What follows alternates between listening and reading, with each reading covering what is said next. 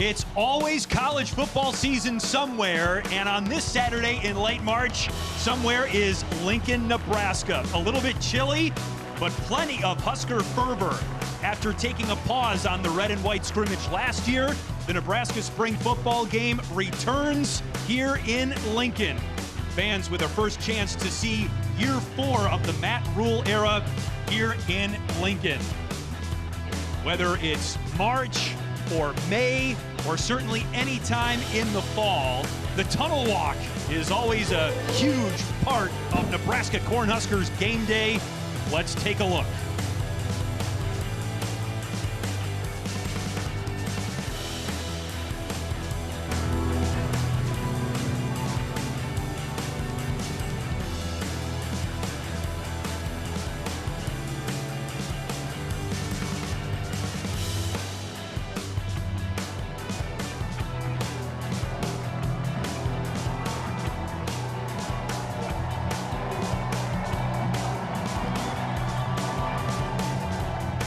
Even in late March, hard not to get fired up watching the iconic Nebraska Tunnel Walk. We welcome you to coverage of the Nebraska Red and White spring football game as our coverage of the 2026 Big Ten football season gets underway. Plenty of returning production, plenty of new faces for this Nebraska Cornhuskers football program. Excited to break it all down as we get our first look at the 2026 Nebraska Cornhuskers in the Memorial Stadium spring football game.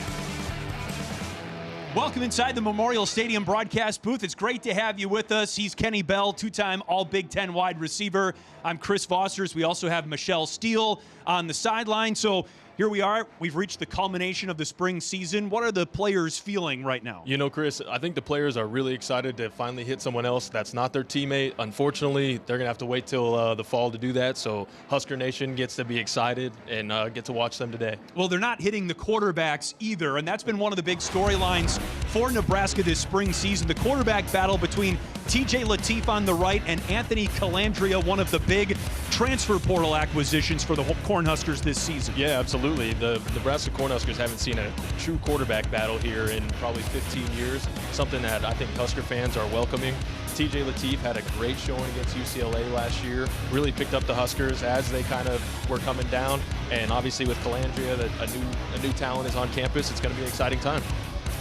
Well, it's red versus white, Nebraska versus the Huskers, but it's still a Saturday game day in Lincoln. We'll return from Memorial Stadium after this for kickoff.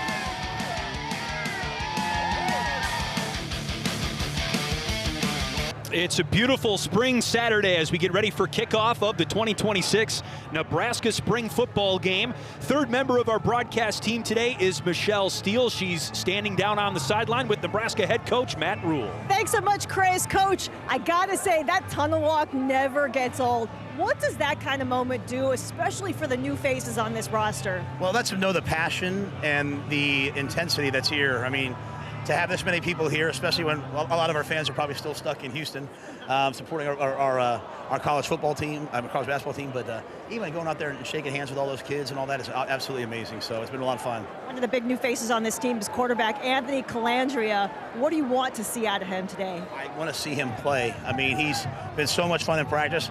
He won't be live, which I think is a big part of it for him. He's going to make a lot of plays, but I want to see him just go out there and have fun and get used to playing in front of this many people. Finally, it's the return of the spring game, and this year all the proceeds are going to help out everybody impacted by the wildfires in central and western Nebraska. You're a big community guy, I know. I listen to House Rules. What does it mean to you that the proceeds are going to all those people impacted? Well, when I got to Nebraska, they told me through all kinds of weather we stick together. And I think one of the most beautiful things that happened is, unfortunately, those wildfires happened, but people from all across the state and firefighters, Omaha, Nebraska, Lincoln, sent people out there. And so the proceeds are going to go help all those small town fire departments that have been decimated. And it's just the least we can do. Thanks so much, Coach. Thank you. Get into that game. Back to you guys. Thank you very much, Michelle. The first play of the game for the offense, and now the second is actually a running play to freshman running back Jamal Rhule out of North Carolina. as we get a look at this Nebraska offense, quarterbacked by TJ Lateef, number 14. He gets the first drive for the Nebraska offense. Exciting time, you know, TJ Lateef, and they're going with a running back, or freshman running back for the first drive here at the spring game. So the offense is in red, the defense is in white. That's going to be the case all spring game long. And the third straight play on the ground. Swallowed up inside on a 3rd and 1. This is going to move the chains. The two teams, if you will, in this game, Nebraska versus the Huskers. And TJ Lateef quarterbacking Team Nebraska. He started when Dylan Raiola went down with an injury late in the season, went 1-4 as a starter. Kenny, you mentioned he had a great game on the road against UCLA. TJ is a native of Compton, California, so that was a homecoming game of sorts for him. Here's his first throw of the spring game, and he leads his intended receiver, Cortez Mills, a little bit long. Very fun to see him go out to California and play a great game last year, Chris. Interesting to see how this spring has been handled with Daniel Kaelin coming back, TJ Lateef, Daniel Kaelin, Colandrea. It's a fun time to be a Husker fan and watch some quarterbacks kind of compete for a job.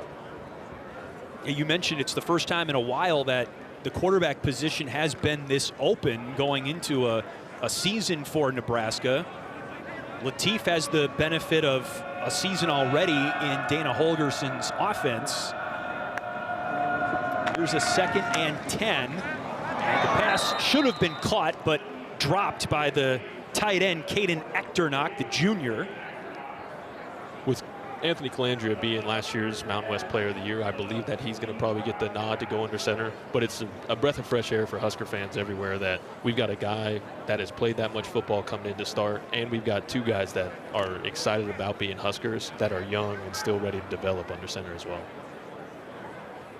Lateef, a very mobile quarterback. He rushed for 4 touchdowns in his abbreviated season as the starter. Here's his first run of the spring game on 3rd down. Now, quarterbacks, of course, are not going to be contacted in any way today. We thought they might be wearing green jerseys. Not the case so far. But that play blown dead for that reason. Yeah, that adds a little bit of a nuance for the defense, right? Not being able to tackle the quarterback, but it's all about getting the looks these early, late in March. I'm used to it to be in early April, Chris. This is very early. Yeah. We're only 1 week into spring. Other Big Ten teams haven't even started their spring practice yet. Here's Nebraska wrapping theirs up today. I think, I know Coach Rhule and the staff had planned it that way. I know they like it that way. Getting this stuff knocked out and getting early certainly has its advantages. Sure. And it seems like it's been quiet around the football program this spring, but also a tip of the hat to the basketball team, Coach Hoiberg, obviously the softball team, the baseball team. There's a lot of Husker athletics that fans should be thankful for right now, and I think that has really paid into why it's been a little bit quieter around the football team. Well, look at what a great winter and start of spring it's been for Nebraska athletics. First ever Sweet 16 appearance for the men's basketball team. A 3rd place finish nationally for wrestling. NCAA championship bid for women's gymnastics, softball, baseball, rolling. Just across the road at Haymarket Square. Fun time to be a Husker, Chris. It sure is. Fun time to be a Husker. And again, a big shout out to Coach Hoiberg and that basketball team. What you guys did this season was truly a pleasure to watch. Losing to Iowa, I know it kind of stings right now, but I can speak for all of Husker Nation where we are very grateful for you all, and it was a fun season, Coach. So thank you guys. 3rd and 10 here for Team Nebraska. Team Nebraska will be moving in this direction toward the south end zone all spring game. And Team Huskers will be going, of course, the opposite direction toward the north end zone. Pass is caught by Larry Miles, the freshman from Winter Garden, Florida, about 4 yards shy of the first down.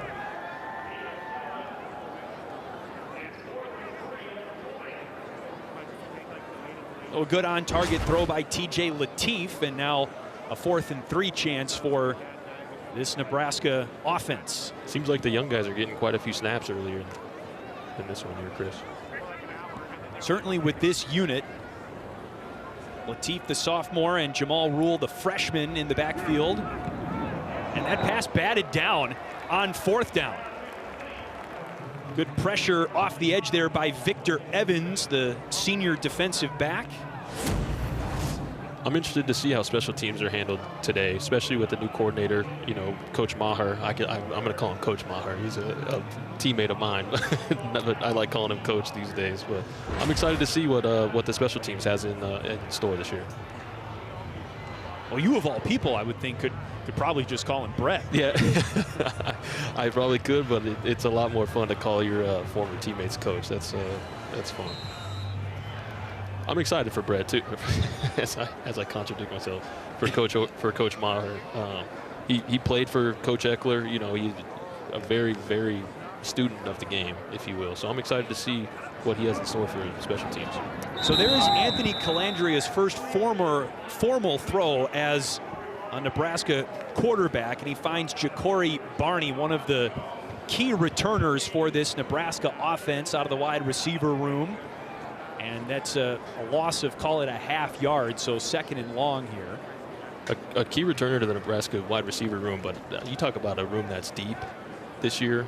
There's a lot of talent in that wide receiver room. I'm really excited to watch those guys. Isaiah Hunter, Quinn Clark, obviously Ja'Cory Barney. That room is deep. And obviously with the new UCLA transfer, Quasi Gilmer, also one of my favorite names in all of college football. Quasi Gilmer, come on, brother, that's awesome. So I'm looking forward to watching what that wide receiver room has in store for us.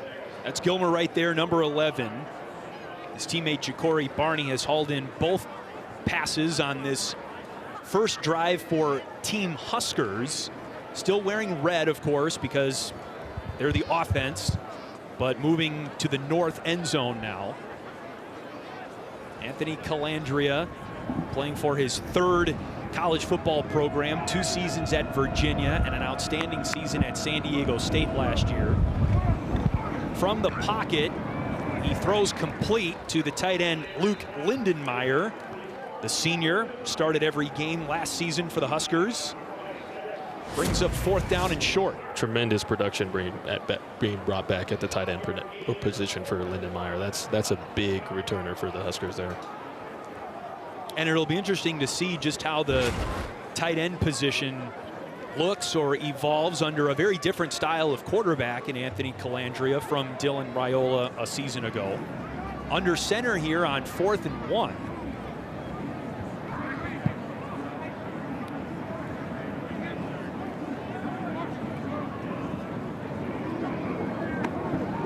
It's Jamal Rhule again on the carry across midfield, and he picks up a 1st down for the Huskers. Nice push up front out of the O-line on that right side. I don't want to say a lot of questions, but a bit of a facelift, if you will, for the O-line. Not just for personnel, but coaching staff as well, with Jeep Wade from Georgia Tech coming in. A lot of people look at that last year's Georgia Tech team with Haynes King, the quarterback, obviously tremendous player, but that O-line was tremendous. I think they were top 10 in the country in sacks allowed, fewer sacks allowed. They were moving the football very well. Look for them to kind of develop a brand new culture up front for the Huskers this year. Well, good blocking up there leads to a good 1st down run for Makai Nelson, who is the sophomore and kind of veteran now of this running back room that, of course, loses Big Ten running back of the year, Emmett Johnson. Colandrea airing it out, looking for your guy, Kenny, Quasi Gilmer, and the pass incomplete. Yep. Made a good point about the running backs room with Emmett leaving, right?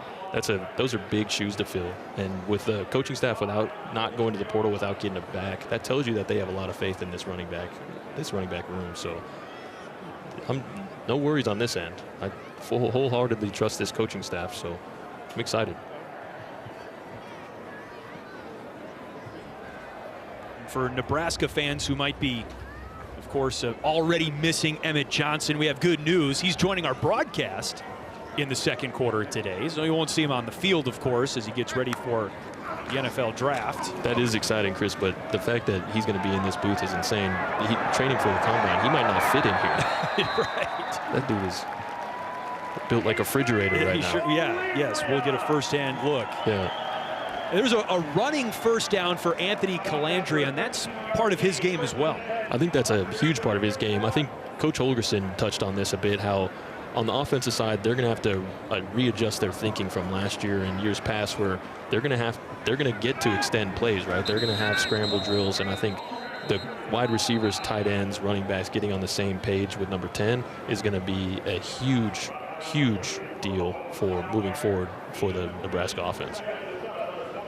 Nelson with the last carry there for the Huskers, because you've got pocket quarterbacks, and then you have running quarterbacks, and then you have quarterbacks like Anthony Colandrea who want to throw on the run. Yeah, and that makes things very fun to watch, but also makes things that much more important in terms of being on the same page and communication with your wide receivers, because one wrong move, one wrong misdirection, and that ball can be in the other team's hands pretty quick.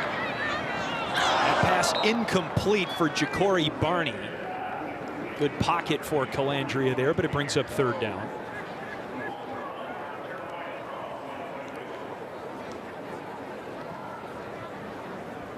I mentioned Ja'Cory Barney, the junior, has a lot of experience with this program in this offense as a fellow wide receiver. What do you like about Ja'Cory Barney? I mean, there's a ton to like about Ja'Cory Barney. He might be my favorite Husker on the team right now in the past couple of years. One heck of a competitor. Most importantly, he's tough as nails. But I think he embodies what it's about to be as he gets the ball and is going to run here. He runs hard. He just embodies what it's like to be a Husker, right? He goes out there, he practices his butt off, but he comes in the game and he's not the biggest guy. He gets he gets blown up a little bit, but he just straps his chin strap on, gets back up, and goes and plays another play. And I mean, he's by far one of my favorite Huskers the past 15 years. Yeah, Barney, 45 catches, 484 yards, 5 touchdowns last season. Isaiah Hunter comes back, and then Quasi Gilmer added out of the transfer portal from UCLA. Wide receiver figures to be a position of strength for Nebraska this season. Certainly is gearing up that way. As well, keep an eye on Quinn Clark as well. There's been a lot of rumblings about his play, number 18. He's only a sophomore, but the coaching staff's like him. And Coach Shorts, they've got a great coaching staff over there in that wide receiver line. Well, this was a fourth down conversion that went to Gilmer. Yep. Quickly to the air on first down, and that was the guy that you were just talking about, Kenny. Quinn Clark, the intended receiver there. Husker fans, if you haven't gotten the chance, watch Quasi Gilmer's opening press conference with the Huskers. It's one to remember. Very honest, very transparent. Talked about his time at UCLA, and of course his time playing here at Memorial Stadium as a freshman with the Bruins.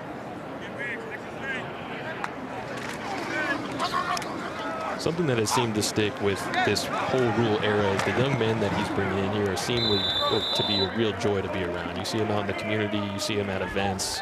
They're very approachable, and I think that's from top down, right?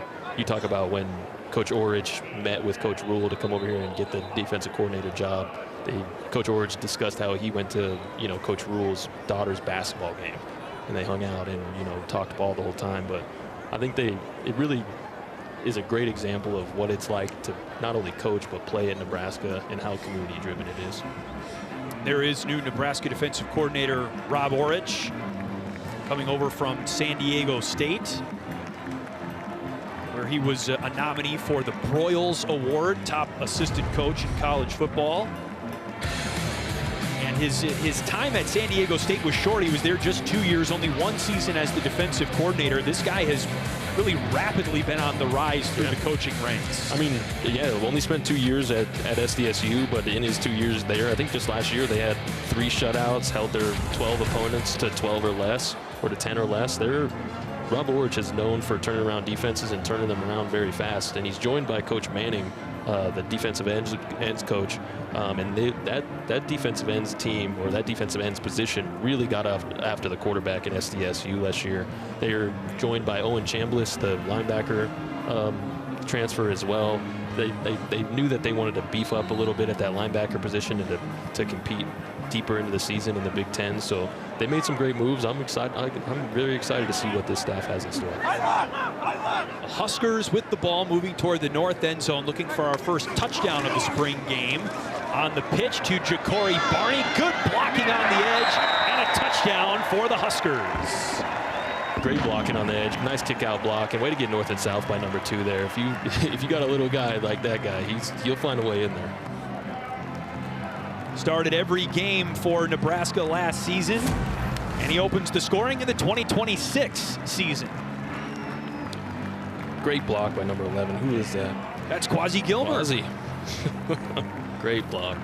Who says wide receivers can't block? Yeah, they're overrated, Chris, in my experience. Wide receivers don't block. Here is Kyle Kananen, the junior from Phoenix, on for the point after try.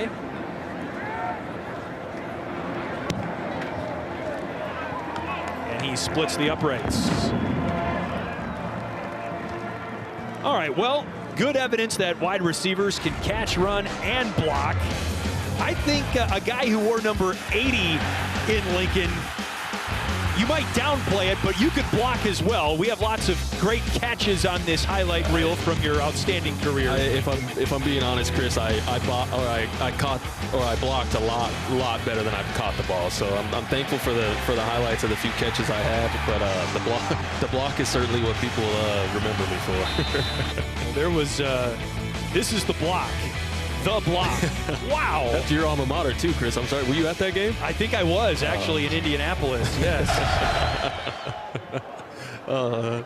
Here he is. Don't hit me like that today, please. I think I would go to jail if I hit anybody like that again these days. You'd be calling the game solo at that point, but two-time All-Big Ten wide receiver, first-team All-Big Ten in 2014, Kenny Bell.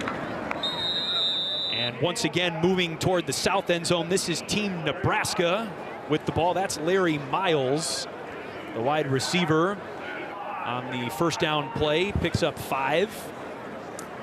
And the quarterback here is Danny Kalin, number 12. This is his first series of the spring game. Yeah, Daniel Kalin coming back from Virginia last season. I believe he went to Bellevue West. He's from Omaha.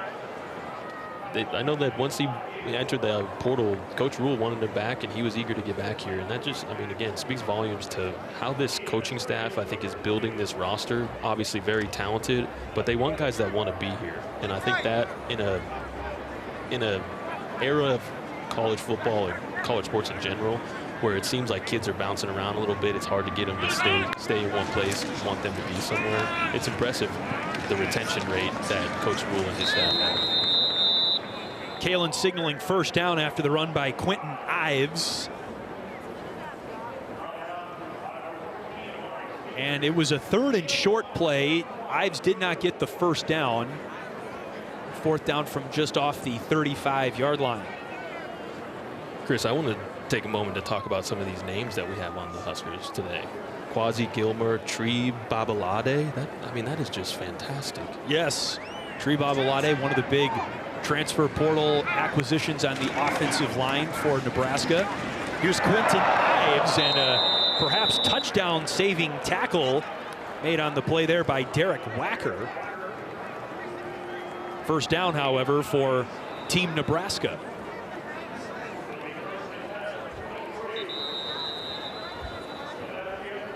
So Tree Babalade transferring in from South Carolina. 3 big transfer portal ads on the offensive line specifically. You mentioned facelift. I think that's a great way to describe how the Nebraska offensive line will look, presumably in the fall. Yeah, facelift is a friendly way of putting it, but I mean, those are some big boys that we brought in. So with Justin Evans and Elijah Pritchett returning, tremendous players.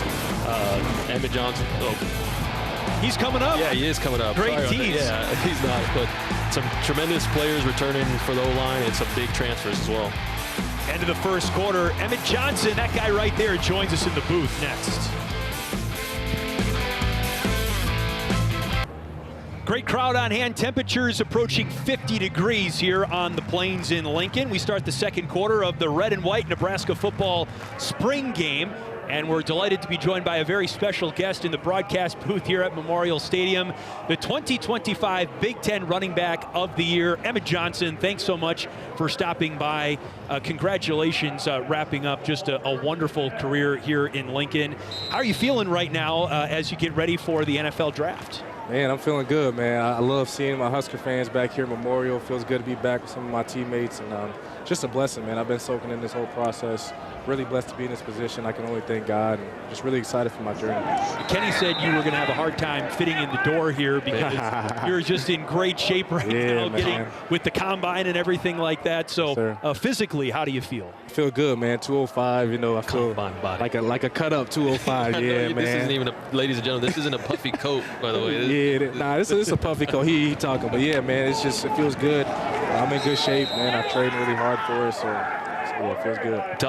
Talk to me about the combine process. A lot of people don't understand, I mean, like kind of what that whole process looks like. So right when bowl season ended and everything, when football season ended, what take me through your everyday process through there. Yeah, man, I went out to Florida. I was training out there for 3 months, and since December. It's a lot of mental tests. You know, you're there early morning. You're recovering your body. A lot of nutrition stuff. I had to eat healthy for the past 3 months. Couldn't really eat the junk food I wanted to, but it was just really fun. The combine experience was great. Being in front of all those coaches, a lot of meetings. It was a really draining process. You know, a lot of meetings, early morning, late night.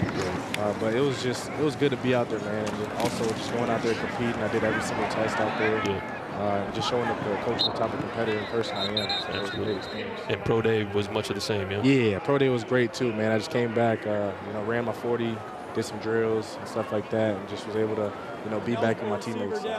And what are you doing now? I mean, you going to train here in Nebraska? Yes, sir. I'm training out here for a couple more weeks, and I'll head back home. I got a top 30 visit with Minnesota Vikings, my hometown. And then after that, just getting ready for the draft in Minnesota. Yes, sir. Thinking so much about the future and what's to come, but if we could reflect a little bit on your career at Nebraska and last season specifically, you had so much success, were such a huge part of the offense. What do you think about last season as you've evaluated and looked back on things? Man, like I said before, it's a blessing, man. That last season was, obviously I wanted to go play the Natty and do things like cool things that he did with his teams and stuff like that, but it was just good, man. Being out there in front of the fans, I felt like I left it all out there. Had a historical season, but like I said, man, I'm hungry.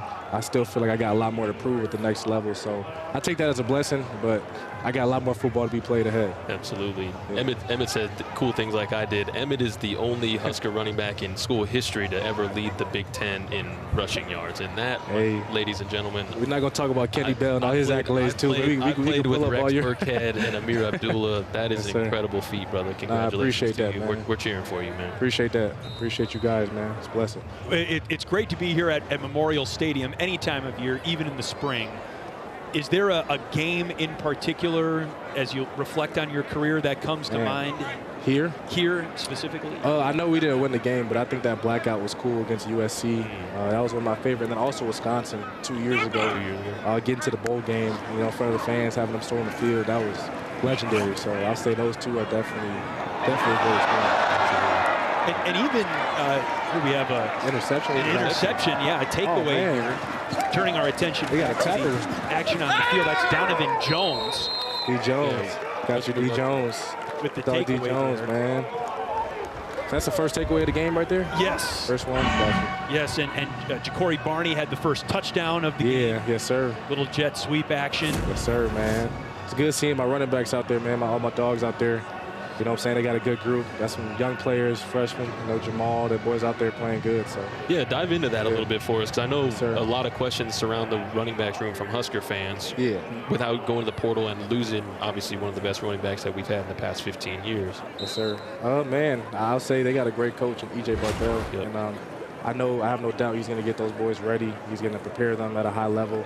And the good thing is they're all competing with each other. There's multiple backs that can go in there and produce, and you always have a good room when you have people pushing each other. So that's good to see. Even my boy Connor Booth out there, man. That's a Nebraska kid. Hopefully see what he does out there. You've got great eyes. You identified him right away, all the way up here. Yeah.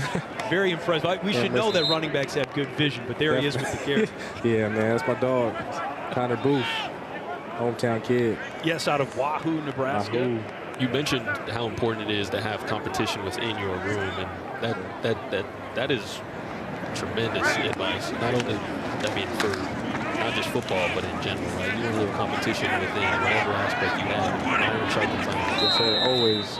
I know when you're back. Who's your receiver room? Did you list some of those names back then? Niles Paul, Brandon Kinney, Quincy Enunwa, Jordan Westerkamp. Hey, he had that legendary catch too. Was it Northwestern game in the end zone? Oh yeah. I mean, Westy had a couple. He had the behind the back catch. Yeah. He caught the Hail Mary. Y'all had a squad, man. Y'all had a squad back then. Good RB room too. Yeah, man. RB room was deep. Roy Halou, Amir Abdullah, Rex Burkhead. Dang, that's a room right there. That's three of the greats right there. Jamal Rhule in at running back now, and this pass flipped out of bounds, incomplete. Intended for Cortez Mills. What down is it? Fourth? Fourth down coming up here. Get a little kick in? Yeah. Got you. Dang, I'm assuming they're not. Are they punting? I got to see my dog Archie out there. We've heard just fair catches today. That's the report on punting. Got you. I was curious as well because I wanted to see Coach Maher's all his schemes and see how they're doing. Yes, sir. Archie out there, too. That boy kick with left and the right. He can kick with both feet, so talented dude out there. Well, here you go. Here is a kick from John Hull. There we go. Another local product from Lincoln. Yes, sir. Yep. 32-yard attempt, good for Team Huskers, who lead Team. I thought that was Nebraska. I thought that was Team Huskers. Maybe it's Team Nebraska. All right, 7-3. There we go. Got Nebraska. Well, while we've got him up here, let's roll back some Emmett Johnson highlights. Do we have enough time? Man, I was about to say, man. Yeah. Good switching the ball from one hand to the other there. Man. Flashbacks, man. Bring back flashbacks. Just eye-popping numbers as we look at your career numbers. Sure. Almost 2,500 rush yards, over 700 receiving yards as well. Good dual threat action. Sir. 700 receiving is huge. Yeah, man. Trying to take notes from you, man. Kenny Bell trying to get the receiver ability, man. Taking notes from number 8, Amir Abdullah. Yeah. Big threat. That's my dog right there too, man. Shout out Amir, man. He's been a good mentor to me throughout the process too. You know, a lot of guys after they've played, after they've played here and things like that, they don't have to give back, and come back and be a mentor. So Amir's been that guy for me, throughout my whole career here. He stayed in touch with me, and so it's been a blessing having him in my corner. Yeah, we've been very fortunate obviously for us, Amir and I are getting old now, but we had guys just like that as well, like Eric Warfield, and guys that poured into us as we were players and as we made our transition into the NFL. So yes, we recognize how important that is. Always, honestly, man. How it builds the program. So. Always. That's why I'm back here right now, man. I got to be back supporting my guys. Any chance that I get, I got to be back. So, sir. We showed the tunnel walk here before the spring game. What's that like as a player coming out, going through that right before the game? It's unreal. That is one of the best feelings ever, man, walking through that, red carpet, tunnel walk, with your teammates, having the little kids, little fans out there just, dabbing you up. That's just an unreal experience. I feel like, as a player, that's one of the best experiences, other than winning and things like that. Oh, yeah, Quinn. Woo, first down. But, yeah, it's a good experience, man. Great experience. Especially with these fans. Yes. Especially with these fans. About 25,000 tickets sold for the spring game here today. Yep. And as you mentioned, that was Quinton Ives on the last carry. He's in the backfield now. 2-1 on number 2-1. That's the future right there. It's a great number. Yep. Good run. Good run. You mentioned 25,000 tickets sold and all that proceeds going to the Fires out west. Yeah. It's impressive. Yeah. Not only that, there's 25,000 people here, and I imagine a lot of them are still in Houston because a lot of Husker fans were hoping to be playing in the Elite Eight tonight. But sure, man. Shout out the Hoops, though. Shout out Nebraska basketball, man. They put on a good show for us. I know it didn't go as they wanted it to go, but that was really fun to watch, man. Since I've been here, that was the funnest season to watch. So The round of 32 game might have been the most fun I've had watching a basketball game. Yeah. The Andy game was a wild basketball. That last shot made my heart drop. I ain't gonna lie. An absolute slugfest. That was, man, fun to watch them. Man, that was like a movie. I'm not gonna lie. That was like a movie for sure. First ever NCAA tournament win for the men's basketball program. Man. They got 2 of them. 2 of them, man. On the way to the Sweet 16. Yeah. Legendary Price isn't going to have to pay for a drink here at all. Life, huh? I always say the price is right. When you playing, I always say the price is right. It got to be right every time. Either. Oh, he's freshman, though. Hometown kid, too. Give the guy a juice box. He's going to be scary next season, for sure. He's going to be scary. Yep. So here's the 3rd down run for Makai Nelson. Good run, Kai. Good run. First down. As he indicates, yes, first down. Yes, sir, Kai. Of course, he started for you in the bowl game. Yes, sir. Kind of passing of the torch there. Yeah, Kai got a bright future, man. Just got to put his head down and work. He's going to be all right, man. Coach EJ, good coach, too. Yes, sir. Yes, sir, Luke. Into the flat. Luke Lindenmeyer. Break that. Good tackle by Mario Buford there. That's my roommate, man. Lift the knees and go get 6 right go get out of there, man. Get the talent. knees up. I know Coach Brown be teaching them boys that, man. Coach Brown be teaching that method right there. Emmett, look, we really appreciate you doing this. Yes, A lot of commitments here on a day like this for you, I'm sure. Thanks so much for stopping by the booth. We'll let you get back to enjoying the game. And most of all, good luck. We're really excited to see the next steps that you take in your career. Yes, sir. I appreciate you guys, man. Thanks for having me out here. Great to see you. Appreciate it, Kenny. brother. Yes, sir. Emmett Johnson, the Big Ten running back of the year, first-team All-American, Nebraska Cornhuskers legend, joining us here for the Nebraska spring game. Mid-second quarter here. What a catch by Ja'Cory Barney on a dot from Anthony Colandrea. Great ball.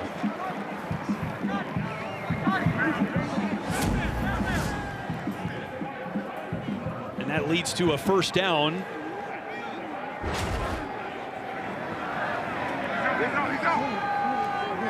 All in the red zone now. Colandrea looking to lead his 2nd touchdown drive. And Barney falls down there, the intended receiver. Ja'Cory Barney has factored prominently into the spring game today. How cool was that, having Emmett Johnson in the booth? That was very cool. That was really neat. I mean, I'm very impressed with him as a young man. Obviously, he's a tremendous football player. That goes without saying. But how approachable he is and how he treats members of the community, people that are on staff that don't have anything to do with what Emmett does, and he treats them the way he does. Makes me very proud to see what type of culture the football team has. And that young man is going to have a bright future. Whether he's going to be drafted and played on Sundays without a doubt. But for guys like that, that their light shines bright like that, there's a very, very bright future for them. Colandrea to the end zone. What a catch! Is it Quasi? It is. No, it was Quinn your Clark? friend Quinn Clark, the Beautiful. sophomore. The young man. Yep. The youngster, the sophomore. What an incredible catch. He has shown sparks all spring. The staff has talked about him. He's going to be a fun player for us. He didn't get too many opportunities last year, but he's got that big, long catch radius, heck of an athlete, and he's showing it off right there. Well, Kenny, you said that he was a guy to keep an eye on, and that's why. What a catch.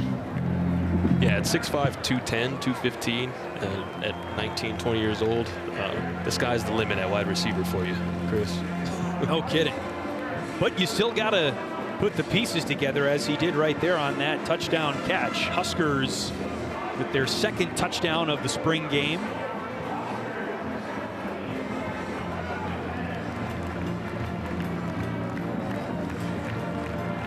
This one is going to go for Team Nebraska. So each side has scored a touchdown now.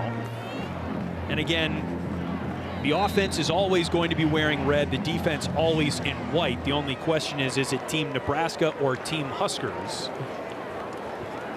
So Daniel Kalin now at quarterback. And no kickoffs, as you can see. This drive starting at the 25. Quick dump off to the tight end Luke Sorensen, a freshman 3-star recruit out of Orange County, California. And second down coming up. I think our scoreboard just got corrected as well, Chris, or am I going crazy? No, you're not. It said 10-7 at one point, and now it is 14-3 Huskers. Okay. Which, here's a great run here by Jamal Rhule. Brought down at the 49-yard line. Again, the freshman from North Carolina. I appreciate that. No, you're not, by the way. I was under the impression that Team Nebraska would be going to the south end zone all afternoon long. Yep. I think they may have switched to start the second quarter, but you could have got me pretty good there, though, Chris. I was like, am I going crazy? You could have just been like, yeah, oh yeah. I would have been lying because I've been trying to keep track of the scoreboard as well. But official now, Huskers 14, Nebraska 3. Running clock here, expected to play 4 quarters. But coaches on the field, including head coach Matt Rhule, some of the informalities of a spring game here. Rhule motioned out of the backfield and on the swing to the running back, Jamal Rhule. Good blocking on the perimeter out there again. Brought down by Jasin Shiggs in the defensive backfield. And Rhule, again, the 52nd overall running back in the country. So a guy that comes into the program with some credentials out of high school. Kalen throws wide and incomplete of Cortez Mills. Emmett's excitement about the running backs that are still in the room just now just fired me up. And his faith in Coach Barthel, too. I mean, it speaks volumes, right? I think that you're not going to hear too many guys leave their room in college and complain about their coach, but it's very clear that Coach Barthel is making a great impression on that running backs room. And Emmett knew which running back was in the game before we did. Yeah, and he instantly knew. Chris, that's what the beauty of being 22 years old, I think. that eagle vision he had. I don't even think Connor was facing us when he said who it was either. Here's Quentin Ives on the carry. No, he was not. You're correct. And again, a wide open position, one of the positions that truly will be an open competition when training camp or fall camp starts later in the summer. Everybody getting some touches here today as Ives again on the carry. Really consistent push out of our O-line here, out of the Huskers O-line. Winning the battle up front currently. It's got to be tough for Coach Manning, Coach Brown, the new defensive line coaches on a day like today where you want to get after, one of the biggest priorities moving into this season is getting after the quarterback and pressuring tackles for losses. Today's got to be very frustrating for guys like that. Sure. Not really being able to go full speed at your quarterback is definitely for the best team-wise. And that was Quinn Clark, the intended target once again from Kalen, the quarterback this time. Good coverage on the play by the defensive backfield. Amari Sanders. It's a good ball by Daniel Kalen right there. You'd like to see 18 go up and get that one. Rob Orich, first-year defensive coordinator for Nebraska. Defensively, Nebraska really will want to shore up their running defense. They were one of the best pass defenses in the country last season. It was the run game that really hurt the Huskers. Yeah, I think that has a lot to do with Coach Orich coming in. Also, Coach Yelk, the new safeties coach coming in from Philadelphia, the Eagles. I think they're focused on getting those safeties more involved in the run, getting downhill, getting hats on the ball. Different philosophy on the defensive side, but very, very, very talented transfers as well with Chambliss. I hope I'm saying the young man's name right. Owen Chambliss, yes. Yeah, with Owen Chambliss. Victor Evans, obviously. We got, I think, the first 5-star recruit at the quarterback position in school history, and Danny Odom. So things are looking up on the defensive side. It's going to be, I don't think it's a And if you talk to the coaches, it's not a talent situation, it's an execution situation, right? So I'm excited to see how they get these young men to execute the way they want them.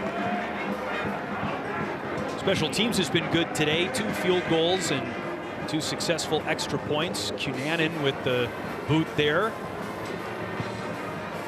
to put another 3 on the board for Team Nebraska.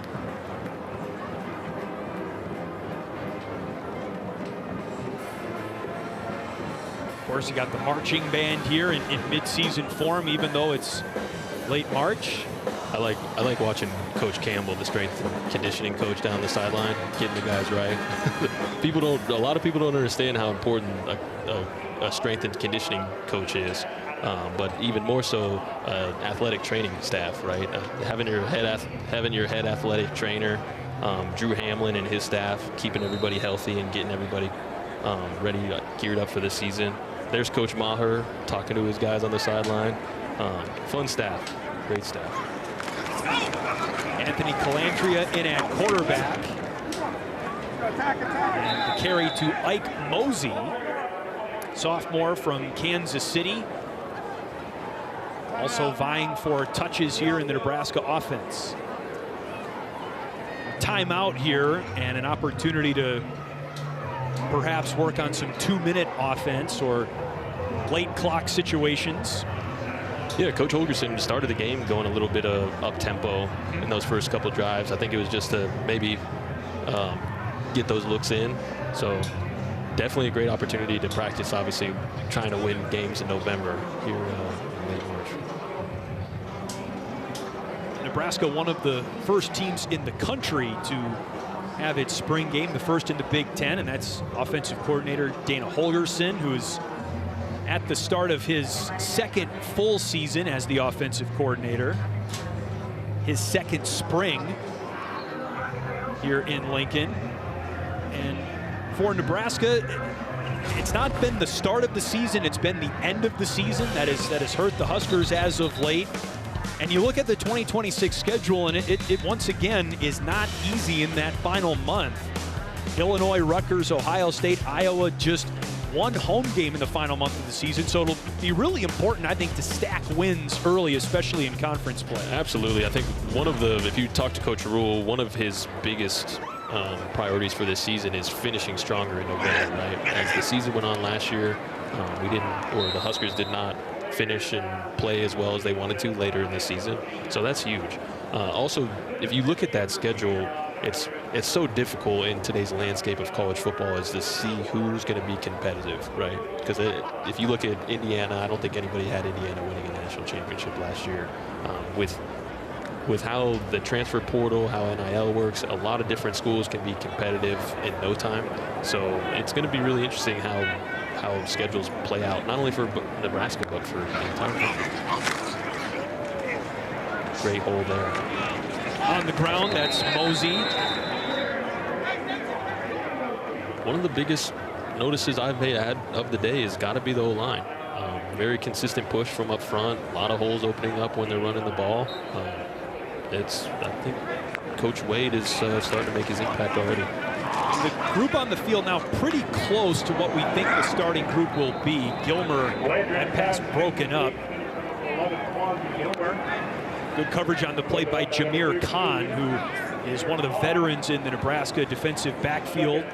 Senior, 36 games under his belt. He almost picked this one. Yeah, it's a great play on the ball.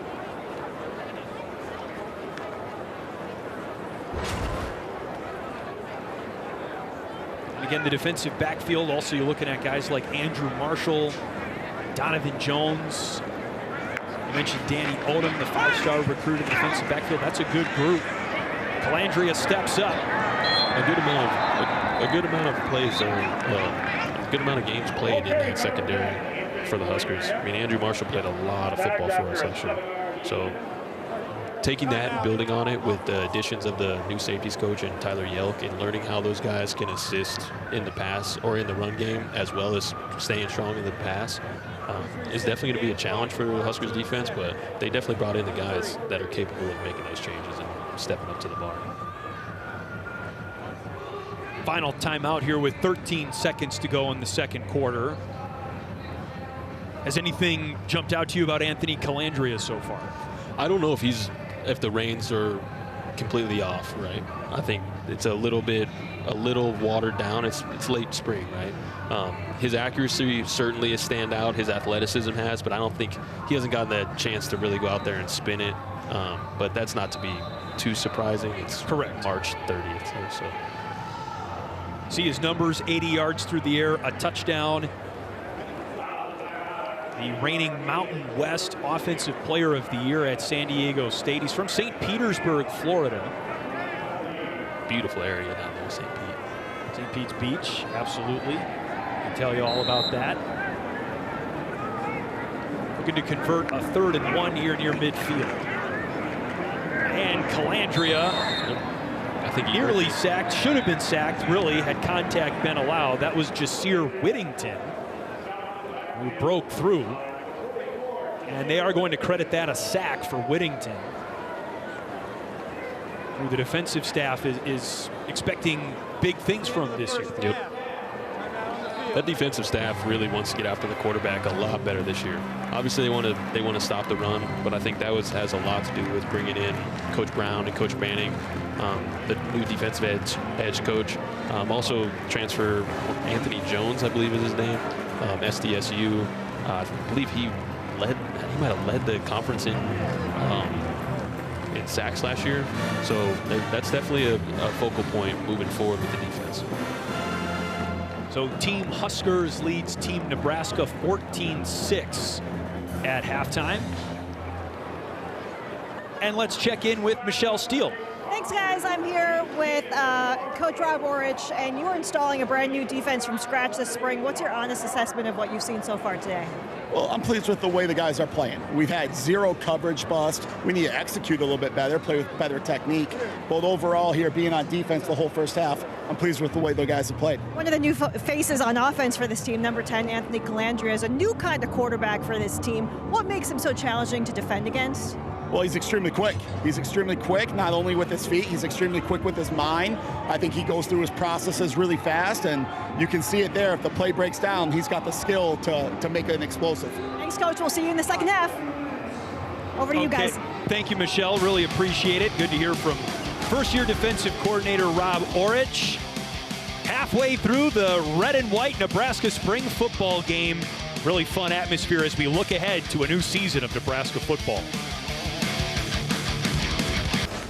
Husker fans very excited about the debut of Anthony Colandrea, the senior transfer from San Diego State.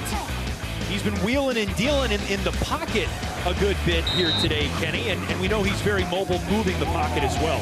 Yeah, absolutely. Like I said, he's throwing some dots. The accuracy is certainly there. We haven't gotten the chance to watch him, get loose as far as running quite as much, but it's a spring game. There's no surprise there. Great catch by Quinn Clark on the touchdown.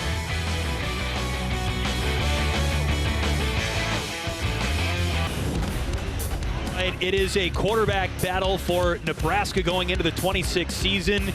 3 guys have seen action under center today. TJ Lateef had the first drive of the game. He's the guy that has the most experience in this Nebraska offense, so probably the guy that needs the least evaluating by the current staff. Anthony Colandrea expected to be the starter when the regular season kicks off. Daniel Kalin has gotten a couple of drives as well. Really fun to see how the quarterback battle has played out here for the Nebraska spring game. More to come from Memorial Stadium shortly.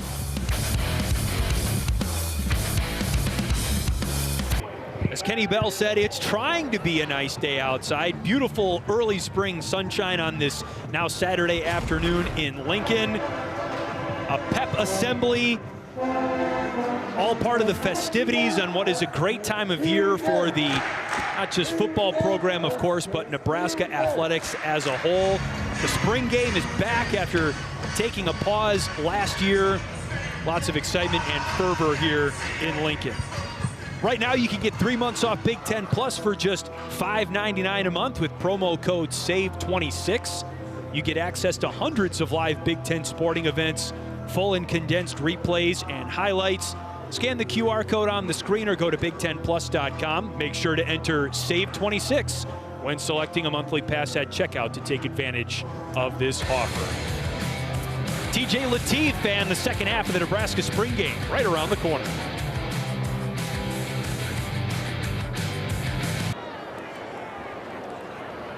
You know what? It is a beautiful afternoon here in Lincoln. We get ready to start the third quarter. Team Huskers versus Team Nebraska. And let's once again check in with Michelle Steele.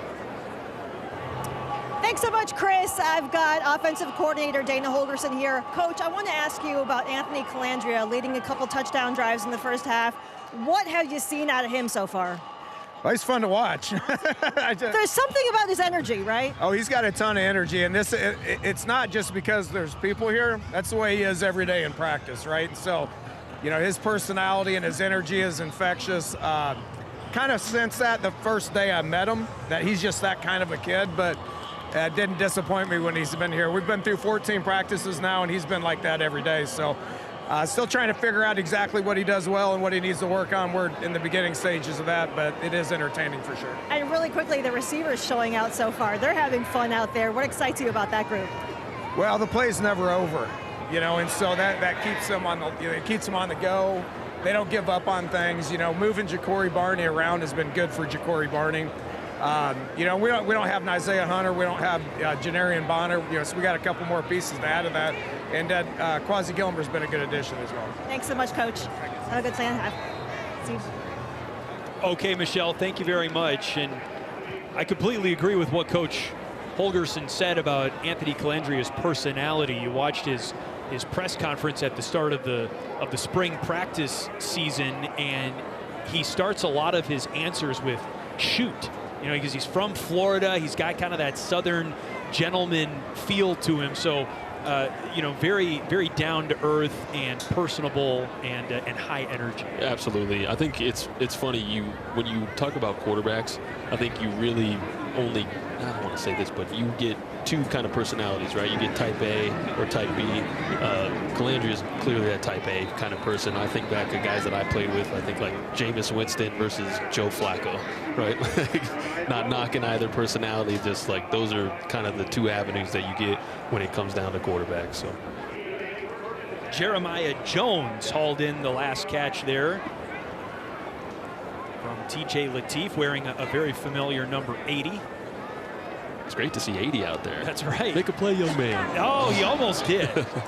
Covered on the play by Kamir Prescott. You know, Coach Holgerson had brought up something that we had talked about earlier, and that's it's fun watching these wide receivers play because the play's never dead, right? Being able to scramble and extending the play creates an entire new aspect to your offense, and it's going to be great to see the receivers and these quarterbacks get on the same page and start to make plays downfield, because those explosive plays, you want to talk about playing better football in November. That's a great way to do it. Well, Lateef puts it right in the breadbasket for Connor Booth. Second down run there out towards the 45-yard line. Third down coming up. It's been an interesting day. The O-line's been getting a great push, but defense is really swarming the ball and getting 11 hats to the ball. For spring practice, that's definitely what Coach Orich is going to be wanting to see when he turns on the field. And that was the first thing that Matt Rhule talked about when he was asked on Thursday, what are you looking for in this spring game? You see, I want to see tackles from our defense. And it's a great point, Kenny, about the hats swarming to the football. Here's a third down, low snap. Oh, gonna make chicken salad. Let's see what they do here. They could conceivably blow that play dead on the busted snap. It's 2026, Chris. You know it's an offensive sport now. It's an offensive game. They're gonna give them their yards. And the first down as well. But you're an offensive guy, so. Yeah, no complaints from this side of the booth. Kenny Bell, former number 80 wide receiver for the Huskers. Bo Pelini years.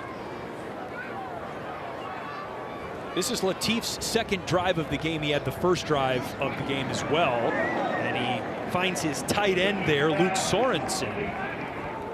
It's good to see a young quarterback make that quick pop pass read off of the blitz. Threw directly into the traffic. Really good. Good stick at the end of the play as well. Bryson Weber. Check that Thomas D'Onofrio, number 38, on the swing tackle. Yeah, good to hear pads popping in late March, huh? It's always college football season somewhere. Latif into the flat, finds another one of his tight ends, Caden Echternock.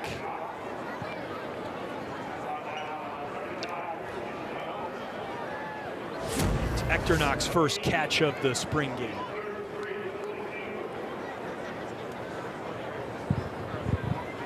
This is where I'm interested to see this year where Coach Holgerson dials things up on these 3rd and 3, 3rd and 4s.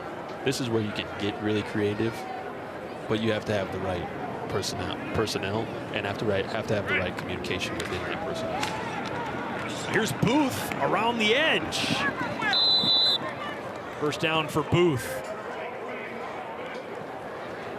Well, the tight end position, we've talked about this.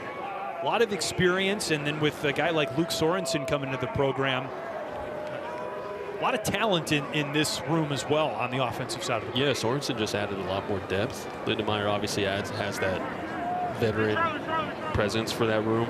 I'm interested to see Eric Ingwerson. I'm not sure if I hope I'm saying that name. Ingerson. Yeah. I mean, if you watch that guy walk past you on the street, I mean, he's a monster. I think he's 6'7" or 6'8". So yeah, that room is definitely talented, and they've got quite a bit of depth too. Another catch for Jeremiah Jones. Yes, Ingerson, sophomore from Papillion, Nebraska. Have not seen him today.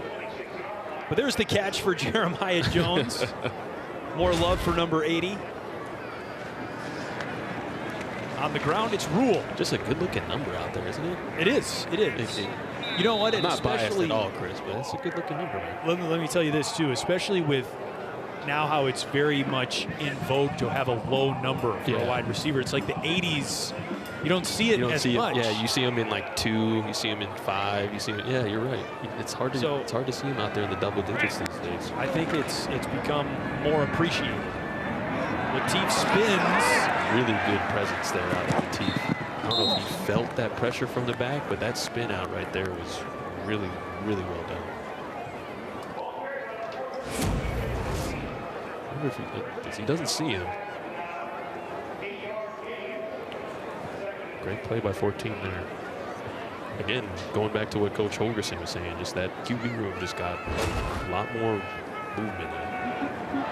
I don't know if athleticism is necessarily the right word, but the side to side just got a lot more movement in the quarterback room. And that's just TJ Latif. That wasn't even Colandrea. Latif said at the start of spring practice that he wanted to be less mechanical this season. As he hands to Booth there on the carry to the 10. You know, basically see the open guy and get him the ball, or peel out of the pocket when pressure is coming like he did a couple of plays ago. I think it's just there's such a fine line between, cutting it loose and not being prepared, right? Right. I think he, in this program with his staff, he certainly understands the difference. But yeah, for you to be able to play loose and just like go out there and play without a care, you have to have those hours of preparation, and that's why things like the spring game mean so much, right? Latif incomplete. Looking for Larry Miles.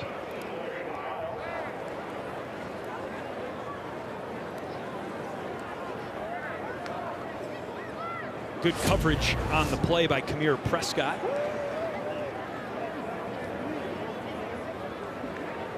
Freshman from Florida. A little blanketed there. Maybe a little air to the back left corner of that one. At the pylon. That's a tough angle to make. Prescott, sophomore out of Philadelphia, has come up with a couple of good plays on this drive. Latif. Good protection. Throw that one in. Heck of an effort. Yeah. On the sideline, at least. Jackson Carpenter almost made a highlight reel. I didn't know Inspector Gadget was playing for the Huskers. That was. I agree. I thought it was on its way out of bounds. Tossed that thing out of bounds. He almost got it. Carpenter made that a lot closer than it probably should have been. I apologize, Jackson. I was not familiar with your game. Redshirt freshman from right here in town. So a 3rd and goal now.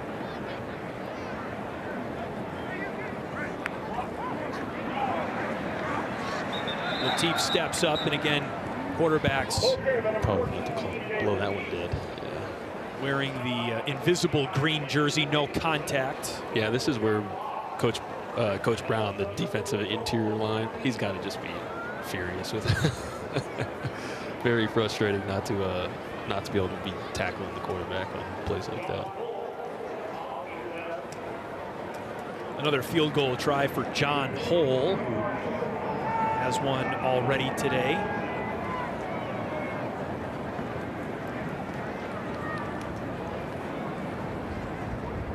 From the hold of Archie Wilson. And it is a windy day today. Wind coming out of the south. That's the end zone hole just kicked into. No issues. And another field goal for Team Nebraska here. 4:59 to go in the third. Archie Wilson on the hold. You know you're loved when the last year's starting running back comes back and shouts you out on the spring game broadcast. I thought the same thing. Like, yeah, it's. I mean, he's a great player, no question. But yes, give the punter, the holder, some love. Speaks to what we were talking about earlier, just the culture of the program, and that the guys actually want to be here and they care about each other. It's a cool experience, and it's really fun. It's a special thing to see for them. Well, we have Michelle Steele down on the sidelines today, and she's standing by with Nebraska quarterback Anthony Colandrea. Yeah, so Anthony, talk to us about that first half. It's your first time playing in front of Husker Nation. What's that been like so far? Oh, this is awesome. These are the best fans in the country. It's so crazy to play a spring game in front of this many people. You know, your offensive coordinator, Dana Holgerson, just told me that he thinks that you feed off the crowd a little bit. Is that true? Is there something that the energy that you get from this crowd? Oh, yeah, for sure. Like, these fans, they bring so much juice. They bring so much excitement. It's awesome to play in front of them. Walk me through that touchdown to Quinn Carter in the second quarter. Yeah, so we had honestly called the play like 4 times in a row. And Ja'Cory was in, kind of got jammed up, and then we put Quinn in. He ran a great route and made a great one-hand catch. I want to ask you about coming to Nebraska. You had options. What is it about this program that made that decision easy for you? For sure. I honestly think it's the people here. The people make this place, right? In the building, outside the building. Everyone here is awesome. That's honestly the main reason why I came here. And finally, talk to me about what your coach, Matt Rhule, is building here and what Husker fans can be excited for come September. Yeah, no, I think we're so focused on winning, right? And I think next year we're going to win a lot of football games. And shoot, we're super excited to finish this spring game and get into fall camp in a couple months. Thanks so much, Anthony. Thank you. Back to you guys. Great stuff, Michelle. Really appreciate it. And Anthony Colandrea with a whole lot of starting experience under his belt. 31 starts at the college level, and figures to be the front runner for the job here going into his senior season in Lincoln. That young man is going to fit in here like a glove. That really just fired me up. He definitely understands what this whole community is about, what this program is about. And yeah, I see him being a fan favorite come October. Well, you know what the fans here appreciate and like. Can you just elaborate on that? Why you think he's going to fit so well? Well, I think he radiates, that light. He radiates loving football. You can tell that he loves being out there. He loves being a Husker. He loves being on that gridiron with his family. And I think Nebraskans and Husker fans just relate to that so much. And he doesn't expect anything out of it. He's doing it as a true joy, it seems. And I think that goes a really long way in today's culture. He told a story at the start of spring practice about how during Christmas time he was ordering gifts for his family. He was ordering T-shirts and clothing items for his family, and he accidentally, by mistake, ordered a Nebraska T-shirt for a member of his family that then got delivered to their house. And they opened it up and they were like, "Oh shoot, this is a mistake. A Nebraska T-shirt didn't want this." And that same day, Matt Rhule reached out to him with his name in the transfer portal, of course, and began that conversation. So they ended up taking it as kind of like a sign. A sign, yeah. Well, I'm certainly happy. I'm sure Coach Rhule appreciates him taking that as a sign as well. So here he is, just a few months later, and it appears his day is done in the spring game. Danny Kalin in at quarterback looking for Jeremiah Jones, and that pass incomplete on 3rd down.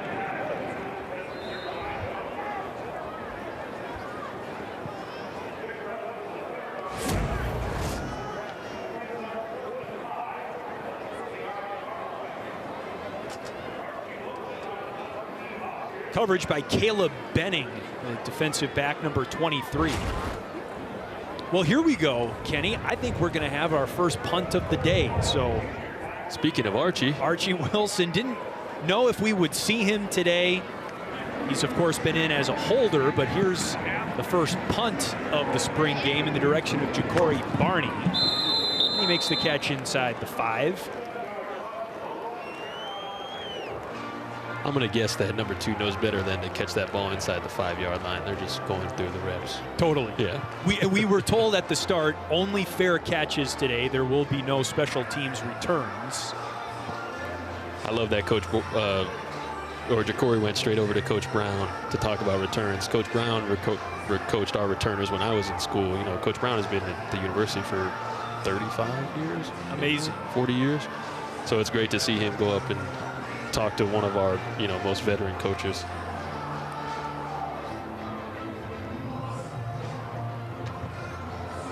Next drive is going to start at the 10-yard line. And this is Bodie Sokup in at quarterback for Matt Rhule and offensive coordinator Dana Holgerson. Sokup, a sophomore from Blair, Nebraska. Booth on the carry. Good gain on 1st down.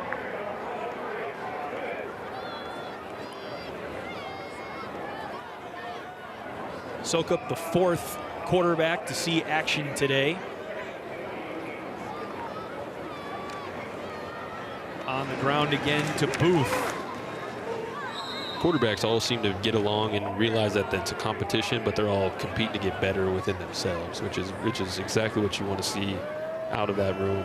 I think Emmett said it perfectly. You get a competitive room, and iron sharpens iron, and everyone gets better because of it.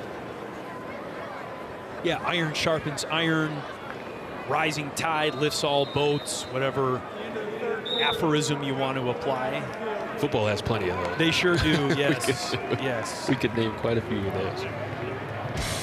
That's the end of the 3rd quarter.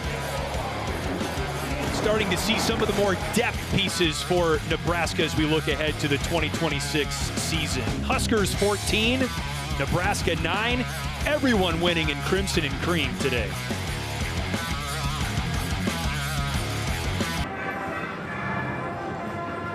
We welcome you back to Memorial Stadium, and we get ready to start the 4th quarter.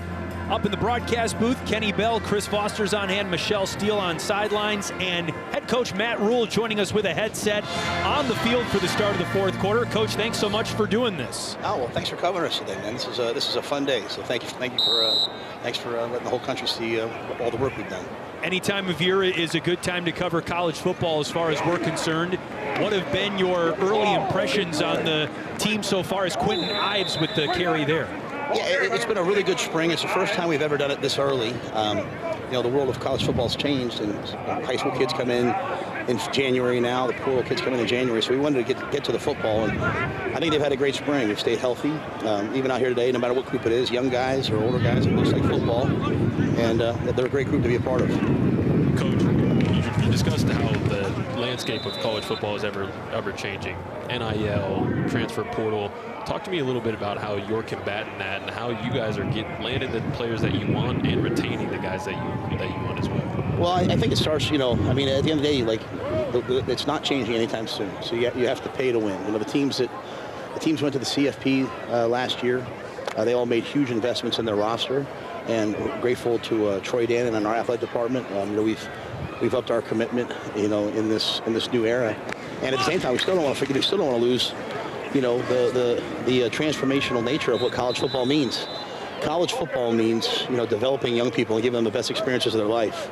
And we want to make sure we do that. Even though there's obviously a business part to it, even though kids can move, we want to make sure while they're here in Nebraska, they can look back someday and say, this is the best time of my life. Coach, what did you think of Anthony Colandrea's unofficial debut as Nebraska's quarterback? Well, I love the fact that in the 2-minute when he was running, I blew the whistle dead that he got tagged off, and he about wanted to fight me. He said, there's no way he would tackle me. But, he's been doing this since he got here. He's unbelievably confident, yet he's not arrogant. He's a guy that the people want to play for. Uh-oh. Turn around, let's go, going this way. Turn it over. Gotta do the little things, baby. Gotta do the little things. That's it, Red going this way. Red's going this way. Red's going this way. And so, I think he's really kind of lit up our team. I got a great picture. He sent me a picture the other night. All the students were downtown watching the basketball game when we played in the Sweet 16. He saw my son, who was a sophomore there. He sent me a picture.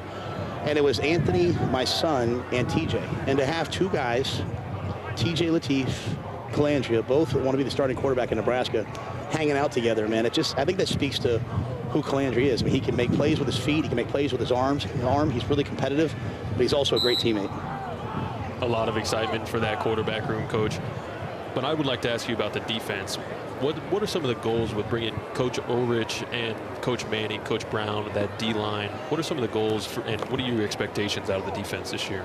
Our first 2 years here, we were top 10 in the country in most defensive categories. And we obviously took a step back last year, and I put that squarely on my shoulders, So when I looked at Rob, at first I looked at the tape that they had at San Diego State, how hard they played, how physical they were, and it's what we want to be. And it's a system, It's not just, hey, what's a good game plan call here, a good game plan call there. He's a teacher, he's a recruiter, he's a developer. I've been so impressed with Corey Brown and Roy Manning and the progressions and watching the guys develop and get better and better and better. And so, we're certainly not where we want to be yet, but I think we've made some really huge steps in the right direction. I know you said a couple of days ago, Coach, you wanted to see good tackling on the defensive side of the football. It's a spring game, but what have you thought of that so far today? Well, the biggest thing to me is, even if you go back to last year, our issue in stopping the run wasn't like 4-yard runs, 5-yard runs, 6-yard. It was explosive 90-yard runs after, 4 good plays and then an 82-yard run.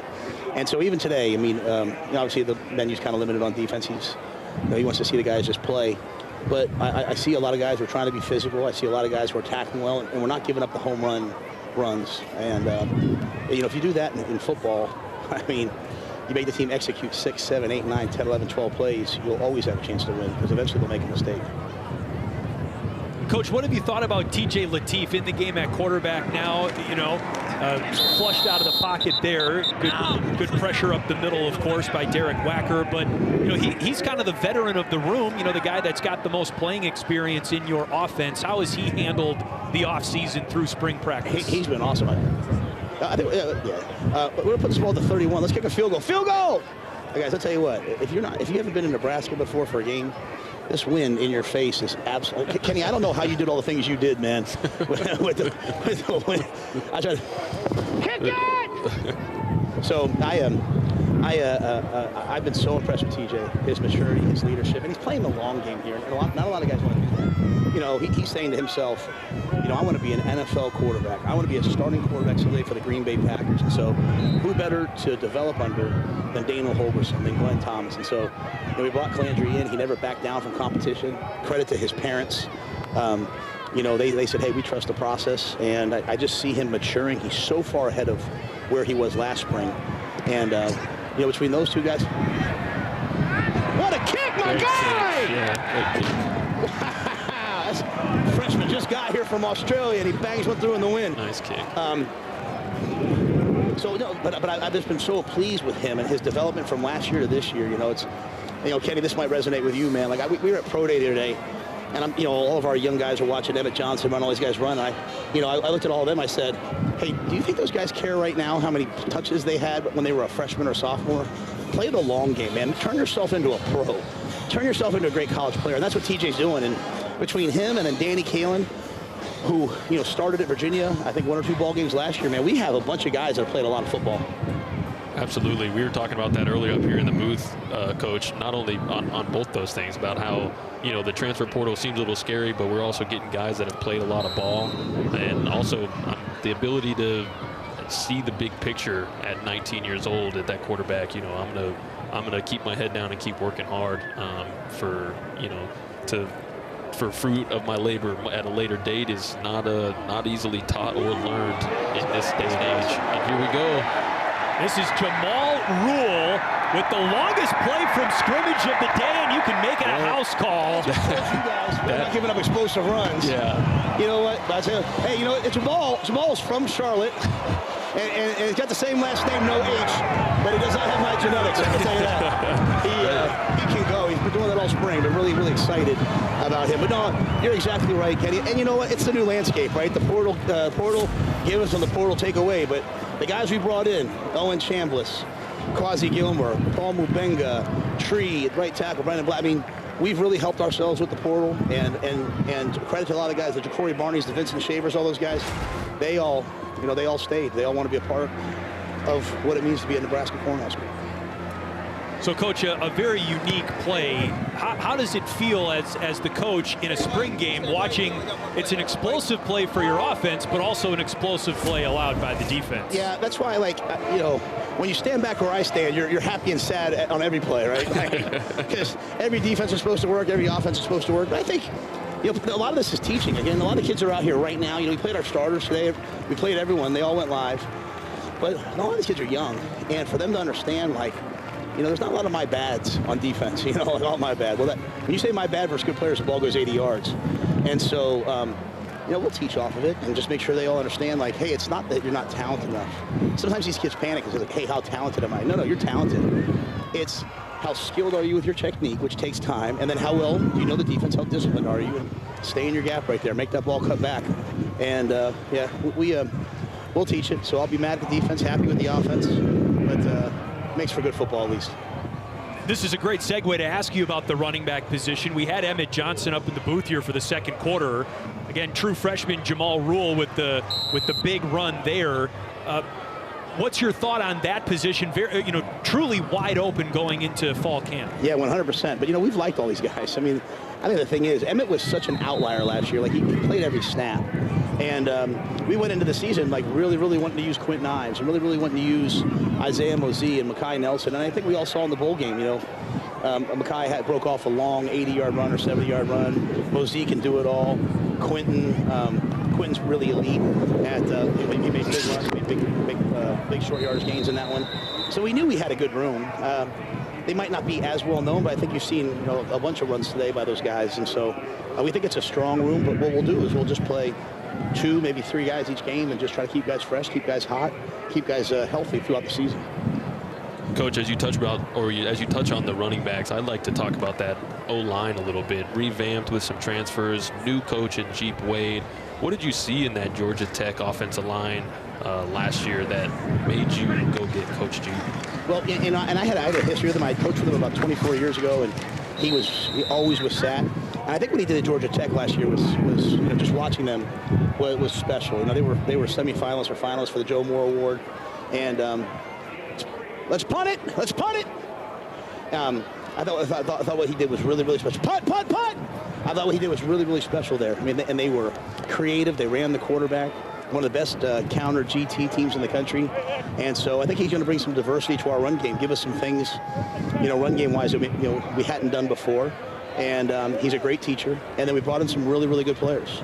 We also brought in Lonnie Teasley, who was the O-line coach last year at South Carolina. He's our run game coordinator, and he and Jeep have a long relationship. So we think we have a really, really, really strong room, both talent-wise and coaching-wise.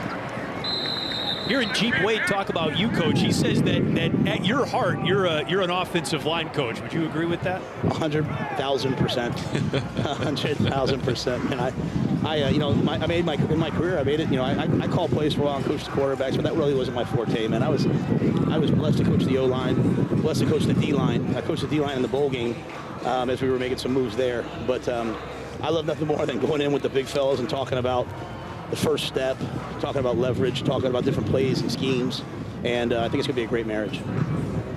One play at a time, boys, just one play at a time, Game never changes.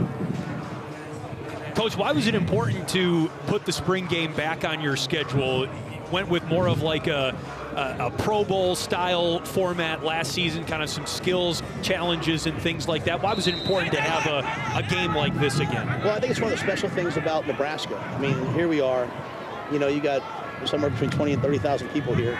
And really, I mean, if all of our guys, you know, if our fans, half of them are, you know, volunteering and supporting all our people in western and central Nebraska with the fires that are going on. It's an early game because we have baseball and softball today. We would never want to take fans away from that. You know, it's a month earlier than it used to be. Like I said, a lot of people are still in Houston, you know, from the Sweet 16. But you still can get this many people that want to come and watch our players. And I think about all the kids that are here today, you know, that love Nebraska football. That maybe they're not in a situation where they can even come to a game during the season. You know, we sell out every game.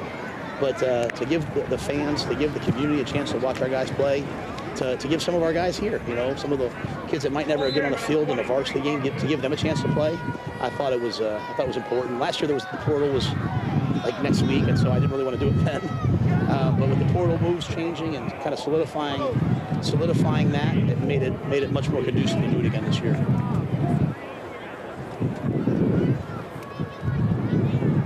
And Coach, what's next? You know, you mentioned the holding spring practice a little bit earlier than you have in the past. How does the rest of the post-spring season look now going forward? Well, we have a lot of time. A, for the guys who are banged up to get healthy, and B, for the guys that like.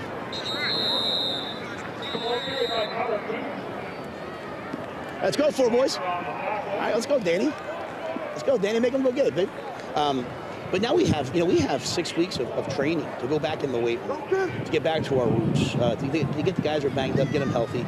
But also, now that we've seen guys play football, you know, maybe they were new, maybe they're growing from last year. We have a chance to see. We have a chance now to see. You guys there?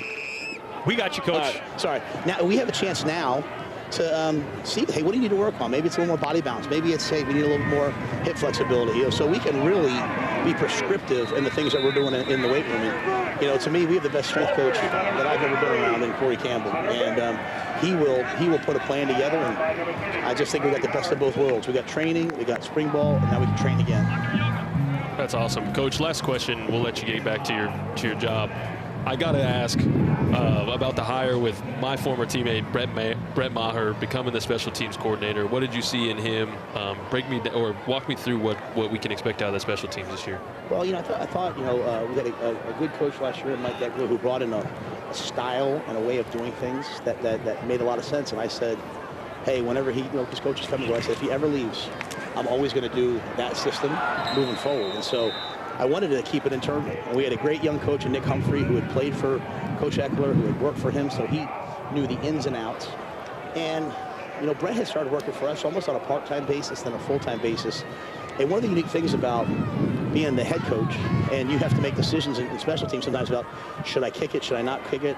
And having Brett on the sidelines, he was always the guy that was looking at me saying, hey Matt, like, we played Ohio State last year, 2 years ago, and it was 54-yard field goal or whatever it was at the end of half. He's like, hey, Coach, we're good, we'll make it. And we made it. So he's had to make big decisions. You know, as a former Husker kicker and an NFL kicker, he's had to deal with pressure his whole life. And most importantly, he loves the Huskers. He told me, he said, Coach, I'm not doing this for me. I'm doing this for my alma mater. I'm doing this for my university. I'm doing this for my program. And so he's great. Nick will continue to grow in that role. Our coaches will all take a lot of onus as well. But you know, Nick's been around. He's been in a lot of NFL special teams rooms, and he knows what it's supposed to look like. Coach, it's been great having you chat with us here for most of the fourth quarter like this. We really appreciate it, and great to get a taste of what your program is going to look like later this year. Thanks again. Thank you guys so much. Thanks for coming to Lincoln. See you, Kenny. See you, Coach. Matt Rhule entering his fourth season here in Lincoln, and there was a lot that I thoroughly enjoyed about that conversation, but it was great hearing him just take a quick pause to bark out the commands, hear his reactions to certain plays. That was just great. Access and transparency, we really appreciate Coach doing that. Absolutely, and he kind of touched on everything that we had talked up here in the booth all day about, right? The portal being a little daunting, but they're landing the talent that they want. They're getting guys that are playing quite a bit of football, a lot of young talent that they're excited about. Obviously, the quarterbacks are in a very healthy competition while also hanging out with each other, you know, seeing each other, going to watch the Sweet 16 games. So things are definitely looking up, and you're right. I think the transparency goes a mile, especially, I mean, in college football in general, but especially with this university and this community, this state. The people love their Huskers, and they love when their head ball coach communicates with them. So they're very, very thankful for Coach stopping by. Back-to-back bowl appearances, back-to-back 7-6 seasons. However, the conference record from year 2 to year 3 improved by 1 game. And what's the next step for the program, do you think? Is it a certain number of wins? Is it winning a bowl game again? I think getting back into that bowl season, winning a bowl game, I think the landscape has changed so much with college football, right? Because when I was playing 700 years ago. No. Everybody wanted to be on those January 1st bowl games. Those were big bowl games. And nowadays, the bowl season doesn't hold quite as much weight. So it's all about getting into those playoff games. And to do so in this layout, especially in the Big Ten, Coach Rhule has his work cut out for him. But that's not just here. That's across the whole country, because with this NIL, with the draft, or with the portal and everything, there's so many different ways, it seems like, to climb the ladder comparatively to the past. So it's an exciting time, but it's certainly a different time. That it definitely is. And pressure is a privilege. That much remains true. TJ Lateef under center now on this drive. There's Quentin Ives, who puts his head down. And Ives, when you look at the various skill sets of the running back room, Ives considered the short yardage specialist. Big dude. To be honest, the running backs look great today, and not just because the O-line, made great pushes, and D-line, I think D tackles, D ends are a little, I don't want to say taking the day off. It's just hard to get the juices going when you can't hit everything that's across from you. I think that Coach Barthel is going to be very, very pleased when he turns on the film to watch that running backs. And on top of that, stamp of approval for not going to the portal, right? That pass is complete. Good throw by TJ Lateef to Cortez Mills. That moves the chains. Let's check in with Michelle on the sideline. Okay. I'm here with receiver Quinn Clark, and one of the first things I said to you, Quinn, was you're tall. You're 6'5". You're one of the biggest targets on this offense. How much have you used that height advantage as something in the spring to really help this team out, especially in the red zone? Just using my height just to be a big target in the red zone. The quarterbacks can put it up and I can go get it. Just being more consistent and just trying to work all the different types of techniques and stuff down in the red zone so we can make plays in the season. Well, we saw that height being used to very positive effects in the second quarter on that wild one-handed catch. Take us through that play. I just knew I had to get open, knew I had to post up a little bit for Ant, and he made a great throw, and I just capitalized off of it. I love that you already call him Ant. Anthony Colandrea, big new face on this team. What's it been like getting on the same page with him? It's been amazing. He brings so much good energy to the locker room, and on the field, he's always just trying to make plays, and it's been amazing to just play with him. The receivers in general have been showing out today. How much juice, how much energy is in that room as we head deeper into the spring and get closer to September? Yeah, just from day one of the spring, we've just been excited to be out here playing football, and just coming out here in front of all these amazing fans. We know how to show out. This is by the way, speaking of those fans, there's between 20 and 30,000 here today. What's it been like playing in front of them and getting the energy from the crowd today? There's nothing like it. We got 20, 30,000 at a spring game. We're going to have 90,000 in the fall. It's amazing to play in front of them, and there's nothing like it in the country. Coach Rhule talks about building something sustainable here every day. What's the journey been like for you, day one of spring practice versus the game now today? Just trying to come with the same mindset every day, just trying to get better, just work hard. I know the whole room can reflect that, and I think, going into the summer and the fall, we're going to keep that same mindset and just keep getting better. How locked in was the football game on what the basketball team was doing this year? Very, very. We were very excited. We had morning practice just so we could all watch the game. You know what I mean? So those guys did a great job, and, next year they're going to go farther. Thank you so much, Quinn. Absolutely. Thank you. All right, Quinn Clark, back up to you guys. Okay, Michelle, thanks very much. Yes, great to hear the synergy throughout the Nebraska athletic department, especially around the basketball team's success. That was a pass in the direction of Cortez Mills and clear pass interference on Kamir Prescott, the two number 19s.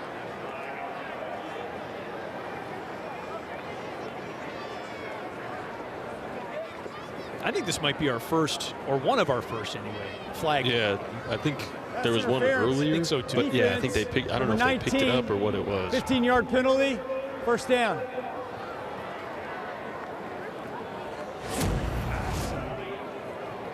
Yeah, got there a little early on that on that one. Wrapped him up.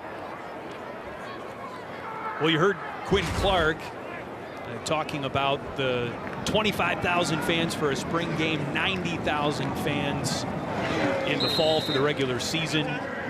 Booth with the carry there, 410 consecutive sellouts. Matt Rhule mentioned that too, just selling out every game.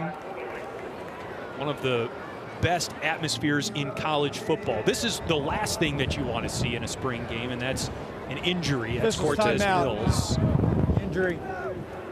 Matt Rhule also said how healthy Nebraska has been throughout spring practice, which is not a guarantee. You'd be amazed at how many programs sustain injuries this time of year. Good to see Mills walking off under his own power.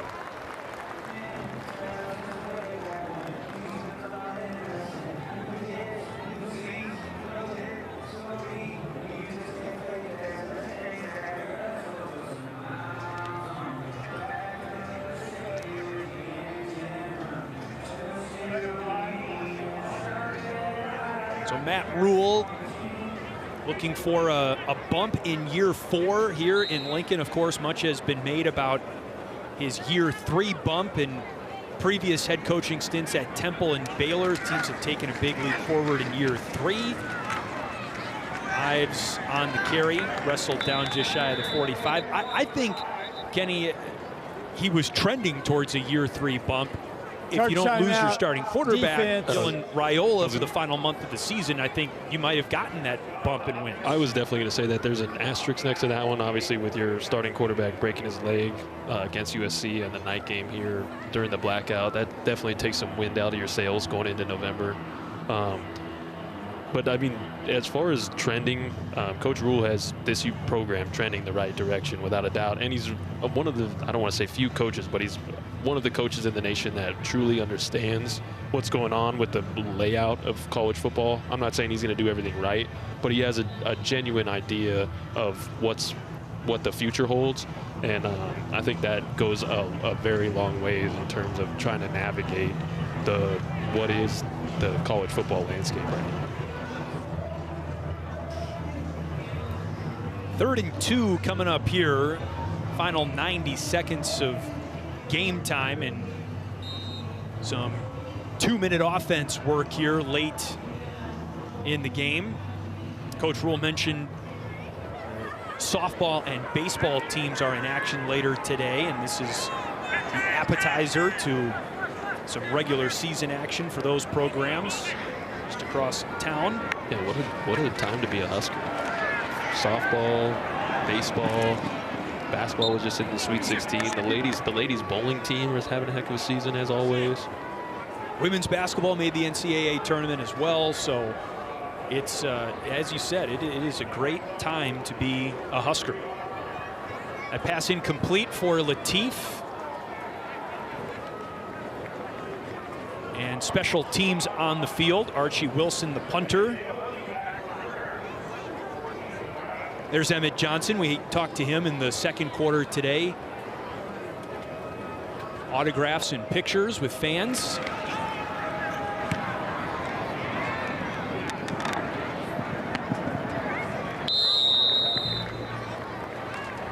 Fair catch made by Ike Mosey. Kenny, let's take a look at the 2026 schedule once again. We talked about the back end of the schedule earlier, that tough November slate, but Look at the beginning. 3 home games to get started. Big Ten opener on the road against Michigan State. Then you get Maryland at home and the defending national champs, Indiana, week 6. What do you think of the schedule? It's a heavy lift. I mean, going up to East Lansing to see Sparty in early September is not easy. Going out to playing in Outson, in Oregon is going to be difficult after, coming after playing the national champions. So they definitely have their work cut out for them this year. But again, what we were talking about almost the whole broadcast is, the landscape of college football and how things are changing and the portal and, NIL and how those things change. Now, the coaching staff certainly believes in the talent, and now it just comes down to getting them to execute. We've heard them say that. So it's going to be on the coaching staff to really get these guys playing at the highest level, because they certainly believe that they're going to be competitive. So, but man, when taking a look at that schedule, that's nothing to sneeze at. That's for certain. Danny Kaelin, the native of Elkhorn, Nebraska, in at quarterback. The Big Ten opener at Michigan State, the Pat Fitzgerald-led Michigan State Spartans. That is really interesting. That pass just beyond the reach of Larry Miles. I almost forgot that Coach Fitch is up at Sparty now. That's a tremendous hire for East Lansing. That's going to be I believe that's going to be a competitive football team pretty quick. So yeah, I mean, Indiana, then straight into Oregon. Thankfully get a bye after that, but it's going to be a heavy lift. And don't forget Illinois have been a good football team too. So very good. Washington, we haven't seen much of UW, but the Huskies have always a solid team too. So I mean, the Big Ten is just so loaded. So Kaelin with a throw over the middle. That pass hauled in and complete by Hayes Miller, a sophomore from Kansas. Took a shot at the end of the play. Good catch. Eric Wacker has been active on the defensive side of the football for Nebraska today. Booth on the carry out to the 45. We're inside the final minute. How about that Oregon game, though? Who's the quarterback for the Ducks? Yeah, they've got a lot to figure out there too. But I mean, you could say that's what's so great about college football right now. I mean, there's a lot of talent. I mean, I feel like it's always been like this too, but it's way more highlighted now that there's way more opportunities with guys being able to transfer and find new homes. Catch made by Jackson Carpenter. Offense. And we'll see just what Matt Rhule wants to do here to manipulate the late game situations. But a possible reunion with Dylan Raiola up in Autzen would be a really interesting storyline of many for the 2026. Yeah, for how many storylines there can be, that certainly would be one of the primaries for that weekend. Timeout on the field. Looking at the passing numbers today, Anthony Colandrea 12 of 19 for 80 yards, 2 touchdowns and an interception. TJ Lateef, Daniel Kaelin have also had multiple drives running the offense. We've also seen Bodie Sokup. Ja'Cory Barney had 6 receptions. It's a good spring. And a touchdown as well. 6 catches, 43 yards for Ja'Cory Barney. And you mentioned the depth in the wide receiver room and some of the guys who factor to get a lot of snaps in the fall not even available today. Janiron Bonner injured. Yeah, and Isaiah Hunter's not playing. Has not played today either. From that very deep tight end room as well, that's Danny King, the sophomore who goes rumbling toward the first down marker, brought down 2 yards shy. Charge timeout. Quinn Clark had a highlight reel touchdown grab today. And Team Nebraska calls its final timeout.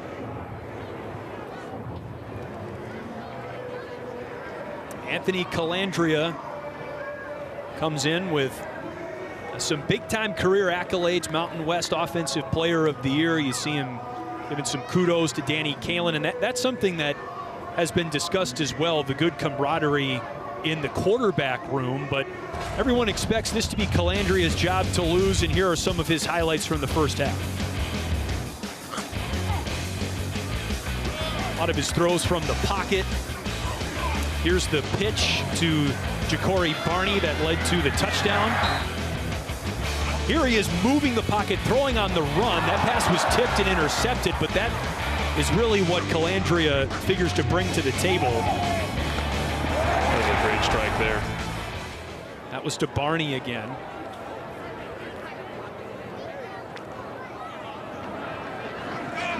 Kalen on the keeper. Slides just shy of the 30-yard line. Looks like coach is trying to get him one field goal before the game ends. Probably running through one last little 2-minute drill, trying to set up one field goal. Hurry up offense here. Spike the ball, kick it. We've seen both Kyle Kananen and John Hull, and actually for that matter, while we were talking to Matt Rhule, freshman Michael Sarakizis from Melbourne, Australia, knocked one through. So all three kickers in coordinator Brett Maher's room have gotten some in-game action today. Pulling guys from all over the map these days. Pulling them from Germany, pulling them from Australia, International. Hawaii. Yeah. Charge timeout, defense. Rob Orich, the new defensive coordinator. The headline in what was a large overhaul of the defensive coaching staff. New safeties coach, new defensive ends coach. Interior D-line, outside D-line for the edges. Brought on new O-line coach, run game coordinator, and Coach Teasley. Quite a few additions on the coaching staff. Obviously promoted Brett Maher to the special teams coordinator when Coach Eckler went to USC. So it's somewhat of a paradox because this is a team that returns a lot of production from last year. One of the teams that returns the most production from last year in the country, and yet here is Connor Booth on his way to the end zone for a late game touchdown. Emmett Johnson's gonna be proud of him. He sure will. Hope he saw that. Me too. But a lot of question marks at really important positions: quarterback, running back. A lot of new coaches brought in. So it's kind of twofold. A lot of big pieces are back, but there are some legitimate points of intrigue. Absolutely, but everyone has experience with one another, right? So I think Coach Manning, Coach Brown, Coach G. said, I didn't realize that him and Coach Jeep Wade had history 20 years that had gone back 20 years, because I knew that Coach Wade had been at Georgia Tech for the past few years. But all of them had either a South Dakota, an SDSU, or an Idaho tie-in with Coach Rhule. So it definitely seems a little new, but I think the connections are there. That was a 32-yard touchdown run for Connor Booth, redshirt freshman. And here's the two-point try. Booth to the right of Kalen. Kalen throws it away. Good pursuit by Jordan Ochoa on the two-point try.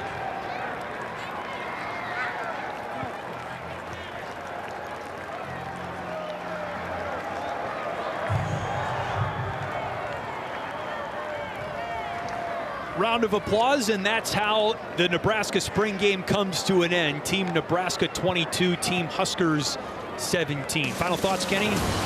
Exciting year, exciting time. Go Big Red. Well said. For Michelle Steele, Kenny Bell, Brock Lohr, our producer, Bonnie Riley, our director, the rest of our Big Ten Network crew, I'm Chris Foster saying so long from Memorial Stadium in Lincoln. Men's lacrosse comes your way next. Maryland takes on Michigan. Enjoy.